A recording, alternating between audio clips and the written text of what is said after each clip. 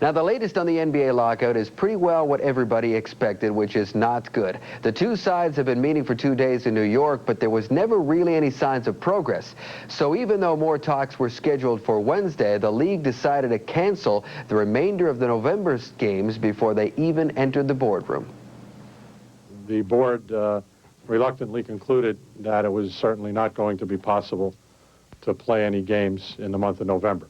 We don't have to make any more announcements. You can assume that for each day we go, or each week progresses, there's another week that doesn't get played. But we don't even want it to be misconstrued. We don't want to, Russ and I don't want to have press conferences, you know, sort of like groundhog sightings. We're here to announce that another 2 weeks are being canceled.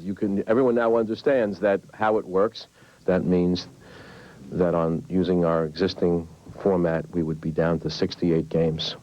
As we compute that, apart from the substantial losses that the owners are taking now, that's $200 million plus or minus of revenue that players who have missed their paychecks will not see. On that ominous note, Stern and the NBA's negotiating committee met the players' union face-to-face. More of an information meeting than a bargaining session that lasted close to 2 hours. Then it was the players' turn to speak. I won't say it was a heated exchange. It was a very good exchange. There were a lot of incisive and direct questions asked by our players, and responses were provided to many of the questions by the owners. Our players are just as committed as they were before.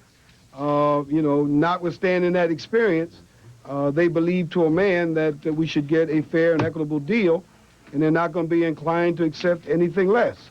I would say that there does seem to be more of a sense of urgency towards getting one done. You know, there's been a lot of back and forth stuff and the posturing and all the stuff that goes in negotiating. But I would say there is a sense of urgency to kind of get this thing done. Well, clearly the owners, you know, obviously are feeling the same kind of pressure, notwithstanding the fact that they canceled the 1 month. I'm convinced that we will ultimately get a deal. I don't think that they're really prepared to put a gun to their head.